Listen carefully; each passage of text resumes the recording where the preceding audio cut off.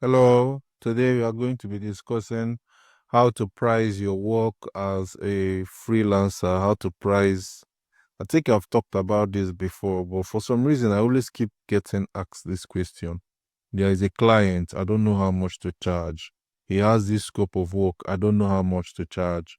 Can you give me an idea on how much to charge for this project? Now, I keep saying this that nobody can tell you how much to charge for a project. That's why we are freelancers, truly. Um, I strongly believe it depends on the stage you are. Let's say you've not had a client for a very long time, let's say 2, 3 months, and a client comes and maybe let's say the project is let's say a million naira, for example. You believe you should be a millionaire, and the client is willing to pay you 750,000 naira. Would you say no? Would you say yes? So you see, they are the only person that can make that decision at the end of the day. It's no nobody can tell you it's 1 million, don't charge one, take only 1 million. If anything less than 1 million for that project, don't take it. It's ridiculous. In my opinion, this is my own opinion. I think it's ridiculous. If you need some cash to do one or two things, you need to pay bills here and there, and somebody's offering you 750,000, and you know that you can do this project in 2, 3 weeks. I don't see the reason why you should say no, especially if you are not fully engaged, you know. Now, there are situations whereby um you are fully engaged and somebody is offering you less than what you believe should be. Yes, you can turn that down, because at that moment, taking that project would actually cause more harm to you than good, because you're already fully engaged, you are not in a money problem situation, right? And if you take the project and the client is willing to, because unless the client is willing to wait till you are done, if the client wants you to start the project right away, you will find out quickly that it is not going to be feasible if you are fully booked. Like, everybody have their capacity, right? You would now see that you may be waking up early in the night to get it done. Your normal routine breaks, right? In that situation, if somebody wants to break your normal routine, yes, they should pay you. Even pay you more than what you deserve the project should be. So it depends on the situation you are currently at. Now, there is a law that I abide by in terms of charging. And that law is to make sure that I try to build things, try to run businesses that are generating income for me without clients.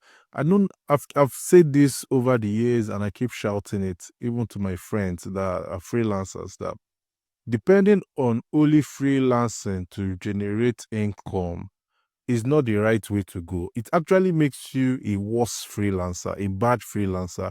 It actually makes you not grow. You end up getting stuck at a particular level. And one thing with freelancing is there is always going to be somebody that will charge lesser than you. If you believe, I could not believe it till I saw somebody that was willing to take 20,000 naira to build an e-commerce site. There is always somebody that will charge lesser than you. The only thing that can make people pay you is if they know that you're extremely good and you have built a brand around yourself. And the best way to do that is to have other sources of income. Because if you have other sources of income, it's easy for you to say no and work with the people that want to work with you. And when you work with the people that want to work with you, those people would refer you to other people. In freelancing, there is no money sweeter than referral money. There is no money sweeter than referral money. If I have to repeat this for as long as I can say in this video, there is no money sweeter than referral money. That is the best way to grow as a freelancer. When you take person A's project, you do such a good job that person A refers you to person B or person C, and person B refers you to person D. You will quickly notice that when people are referring you for projects, you don't need to be negotiating. What you say it is what it is, because they already believe, or they can borrow trust from who you have done a project from and believe that you are going to deliver. But if you are always chasing clients, you will not grow, which is why it comes back to the next step. If you are a software engineer or a software developer, try to build projects that will generate income for you without freelancing, or run businesses, open a poultry, open a farm, open restaurants, do other things, sell shoes, sell clothes. I am being serious because I had to learn it. We take it from my own life experience, right? When your other businesses are doing well, you tend to earn more money from freelancing. I don't know why it's like that. I don't, and the funny thing is, most people that I've seen that succeeded in freelancing, they they tell me the same thing. That when they started earning money from other businesses, it was easier because it's going to be so easy for you to just say no and let it rest. When a client is offering you something below your standard. And I want to let you know that every single freelancer I've discussed with, the people that worry them the most are the people that pay less. The people that even in me, I am a prime example of that. The worst clients I've had are the clients that I took out of pity, like no, the money's small, but let me just do it. Those are the worst clients I've ever had in my life. Those ones that are pay less, I try to negotiate as little as possible.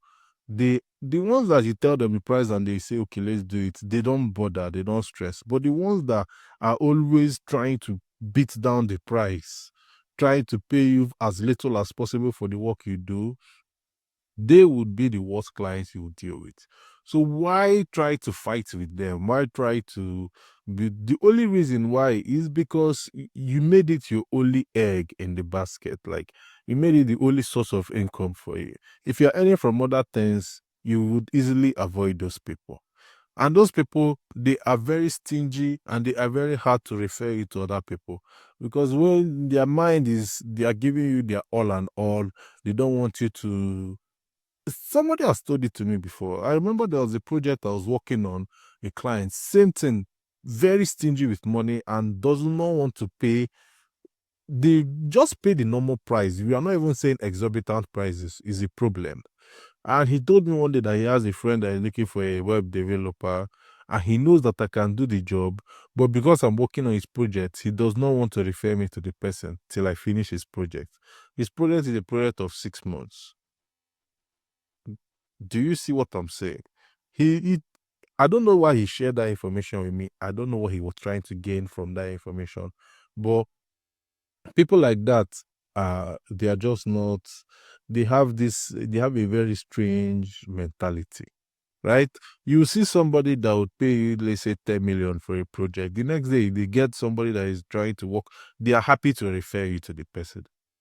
They don't have an issue. So your target in freelancing is to build your portfolio and your brand in such a way that you can easily attract those people. Now, coming back to pricing yourself, pricing your work as a freelancer, you price based on what you are, how do I put it? I don't want to ramble. What you believe is fair for the work. Now, let's say your business is generating for you ₦1 million in a month. And you know that if you spend more time on your business and grow your business, it will generate more.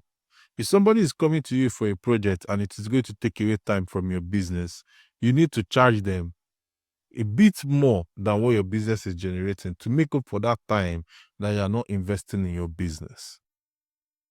Because freelancing is a very long-term game. It's such a long-term game that if you do not have other businesses and you focus on just freelancing, you would underprice yourself out of the competition. Out, because it's a market, it's a competition.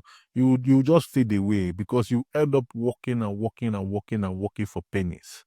Because there is always somebody that will price you, that will take less money to do that project. Do you get? So when you are trying to price, bear it in mind that you should have something you want to use that money to do.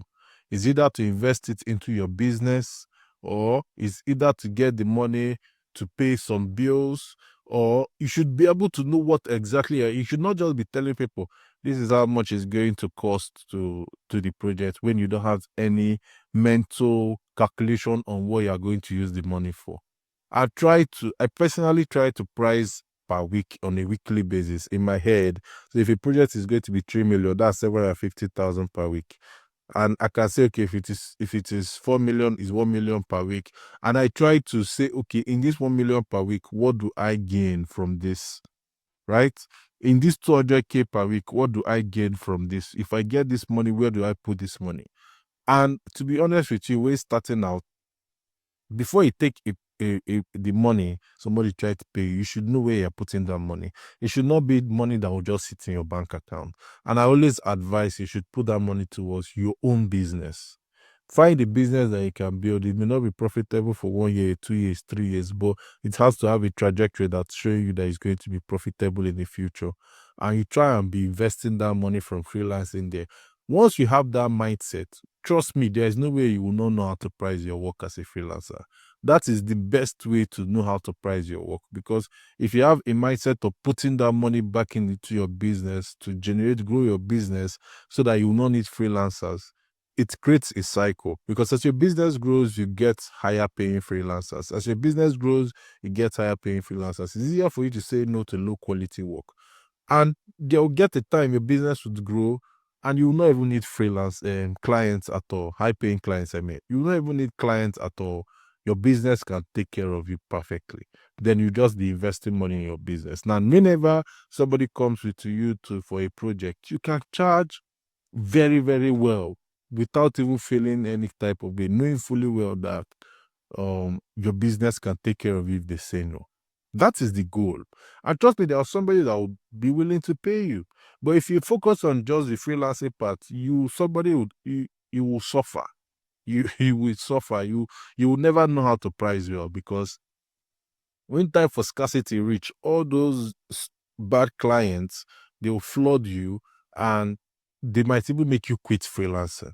And at the end of the day, you lose the juice or the sweetness of freelancing. The sweetness of freelancing is when you are old, people will still be willing to pay a huge amount of money to do something, and you are now so experienced that you might just do it in a week, right? And they are willing to pay you a very good amount of money. So that is the juice of freelancing is a long term, is in towards the end, maybe at the you know if people that I've seen that are still doing freelancing and I've been in the game for like 30 years, 25 years, they are making good money, especially if you do it right. If you have your business and your business is helping you build um your high paying clients, get your high paying clients, it helps. So to in a nutshell, when trying to price your work, when a client comes and you want to tell them this is your price, the first thing is to know what exactly am I using this money for. Once you figure that out, break it down on a weekly basis. How long will this project take me? Once you figure that part out, then you will now say, um, um, how much in total. Obviously, you need to take some money out. Let's say it's 500K, right? And what you need to invest into your business maybe is 300,000 or 350,000. You can have like 150,000 or 200,000 left to just take care of yourself, make sure that things are running smoothly in your home, repair your things if there is anything that is broken, kitchen cabinet and all that. You need to know what that money is for. If you don't know what the money is for, then you've not even figured out the best way to price. So that way, if somebody is pricing you something ridiculous, you can easily turn it down. You just need to know how to adjust your lifestyle. That is the whole point of freelancing. If not, it's better to just get a job, because that would help you build that business. Look at it as seed fund for your business. Is a seed fund for your business, and try and keep growing your business. If it fails, do another one. You don't know. I don't want to even tell you how many businesses I've tried online that have failed. And just keep trying. Keep trying. One must work. That's the truth. One must work. Just keep trying. Just don't quit on it. Some people will try one or two businesses and quit and say let them focus on only freelancing. That's the wrong move. Wrong move. Very wrong move. So just keep trying. Keep trying businesses. Keep trying businesses. One will work, and that one, if in fact some people, once the business work, they don't even want to hear what any client is saying. That is the goal. Although for some freelancers like me that enjoy working with clients, we would still do it, but at least you'll be able to tell them a price that you're very good and comfortable with, and whether they say no or yes, you don't really care at that point. And that is where my aspirations are, or my aspirations are in the freelancing world, is to get to a point whereby if I tell them the price and they tell me no, they cannot afford to do that, I don't care. I don't feel bad. I don't feel any way. I might even prefer it. That is where I want to get. And in my aspirations in life is to build the business to the point whereby it does not need me and it's just generating revenue or income, right? So those two things would really help, and I believe it's going to help. I'm looking forward to the future as I keep trying my best to ensure that the both of them work hand in hand. Thank you very much for listening, and bye-bye.